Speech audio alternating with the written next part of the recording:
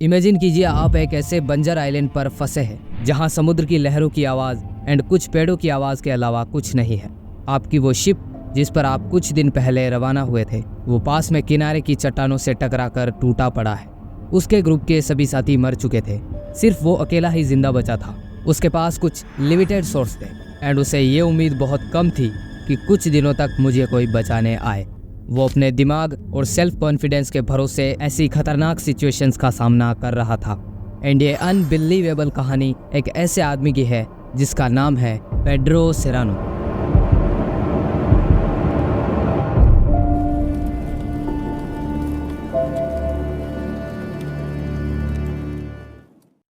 क्योंकि बात बहुत पुरानी यानी 1530 से 1545 के बीच की है, तो इनके जन्म और अर्ली लाइफ की फैक्चुअल इन्फॉर्मेशन नहीं मिलती है। स्पेनिश व्यापारियों का एक ग्रुप अपनी मर्चेंट शिप में रवाना हुआ। अटलांटिक ओशन को पार करते हुए वो एक नई दुनिया की यात्रा के लिए निकल चुके थे। बट जल्द ही ये यात्रा पेड्रो के लिए एक बुरा सपना बन गई। अचानक समुद्र में भयानक तूफान आया और शिप को घेर लिया। शिप उलट चुकी थी। शिप में मौजूद सभी लोग मारे गए थे, मगर एक इंसान यानी पेड्रो सेरानो, जो बहुत अच्छी तरह तैरना जानता था, वो जिंदा बच गया। वो किसी तरह तैरते हुए एक आइलैंड के किनारे जा पड़ा, मगर अफसोस वो आइलैंड उन पॉइंट से मीलों दूर था जहां से मर्चेंट शिप्स गुजरा करती थी। दरअसल वो तैरते तैरते एक सुनसान जगह पर आ चुका था।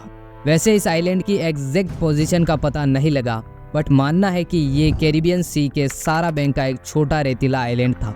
अगली सुबह जब वो उठा और पूरे होश में आकर अपने और अपने चारों ओर देखा तो उसने खुद को बहुत बुरी कंडीशन में पाया। उसकी शिप चट्टानों के बीच टूटी पड़ी थी। आइलैंड बंजर था, कुछ घास और कुछ पेड़ों के अलावा वहाँ कुछ नहीं था। बुरी बात यह भी थी कि वहाँ पीने का ताज़ा पानी अवेलेबल नहीं था। उसकी जिंदा रहने की उम्मीदें कम हो गई थी। उसने खाने की तलाश करना शुरू किया और वो आइलैंड और उसके किनारे पर खाना तलाशने लगा। फाइनली काफ़ी ढूंढने के बाद उसे सेलफिश मछलियों का एक ग्रुप नजर आया जिनसे उसने अपनी भूख मिटाई। उसे इन मछलियों को कच्चा ही खाना पड़ता था, मगर यह मछलियां भी कुछ दिनों तक ही उसके खाने के रूप में काम आई।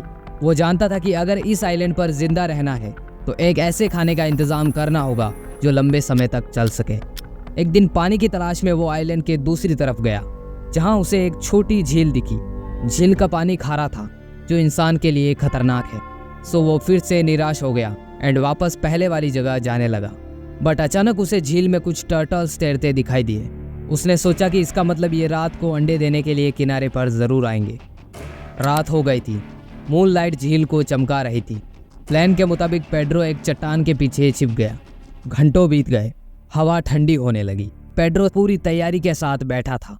फाइनली टर्टल्स झील के किनारे पर आए। वो रोज की तरह अपना काम कर रहे थे, पर आज पेड्रो ने अपना काम शुरू कर दिया। पेड्रो ने अपने धारदार चाकू से टर्टल्स को मार दिया। अब उसके खाने की व्यवस्था हो चुकी थी। उसने कई निर्दोष टर्टल्स को मार दिया था, क्योंकि ये उस टाइम उसके लिए ज़रूरी था।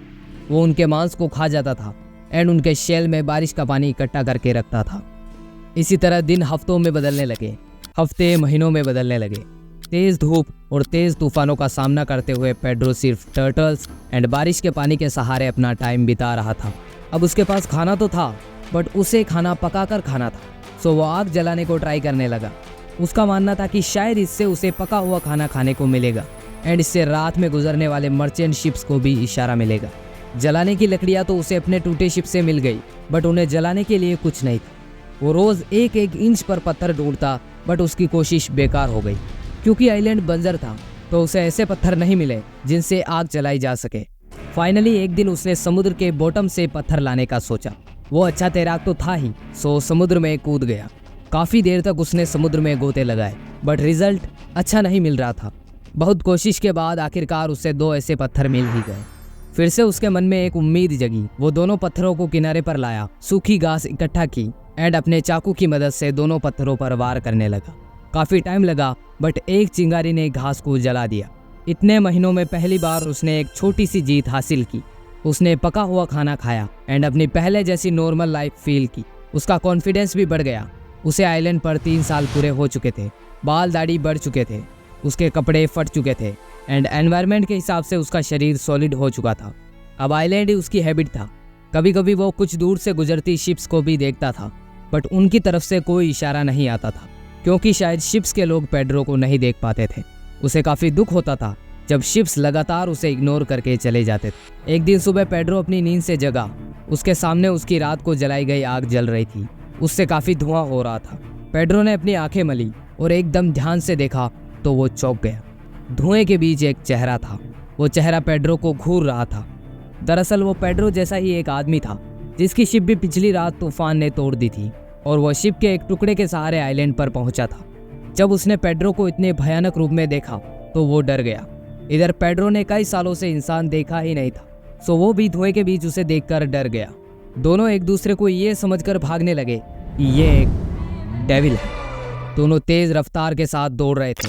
घबराहट में पेड्रो जोर जोर से गॉड को मदद के लिए पुकारने लगा। तभी सेकंड आदमी के पैर रुक गए। उसने पेड्रो की लैंग्वेज पहचान ली। उसकी आवाज में दुख था और वो चिल्लाया, ब्रदर, भाई, don't run away from me. मुझसे दूर मत भागो। I am a human and also a Christian. मैं एक इंसान हूँ और साथ ही एक क्रिश्चियन भी।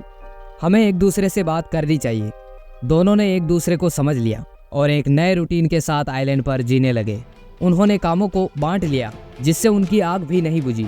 खाना भी टाइम पर मिलने लगा और अब वो ज़्यादा ताकत के साथ बड़े टर्टल्स को भी पकड़ लेते थे। उन्हें भूख महसूस नहीं होती थी। उन दोनों को साथ में 4 साल बीत गए थे। जब भी उन्हें कोई शिप नजर आती तो वो ज़्यादा से ज़्यादा धुआं करते जिससे शिप्स में बैठे लोगों को अट्रैक्ट किया जा सके, बट इसका फ़ायदा उन्हें ना के बराबर मिलता था। मगर एक दिन एक शिप दूसरे शिप्स की बजाय कुछ ज़्यादा ही करीब आ गया। इस बार वो आग जलाने ही वाले थे कि शिप में से एक छोटी नाव के साथ कुछ लोग उतरे एंड उनकी तरफ बढ़ने लगे। उन्हें देखकर दोनों एक्साइटमेंट के साथ किनारे की लहरों पर दौड़ने लगे। फटे कपड़ों में लंबे बाल दाढ़ी वाले आदमियों को देखकर नाविक डर की वजह से वहीं रुक गए। उन्हें लगा कि शायद ये लोग खतरनाक हो सकते हैं, मगर पेड्रो और उसका साथी स्पेनिश लैंग्वेज में चिल्लाकर उन्हें कंफर्म करवाने की कोशिश करने लगे।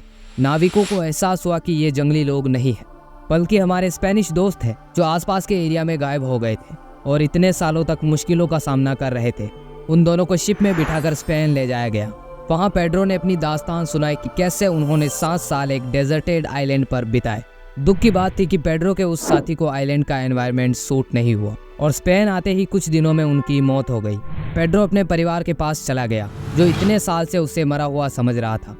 कुछ इस तरह की थी उसकी जर्नी। बट आपको वीडियो अच्छा लगा हो तो लाइक, कमेंट, सब्सक्राइब ज़रूर करें। Thank you.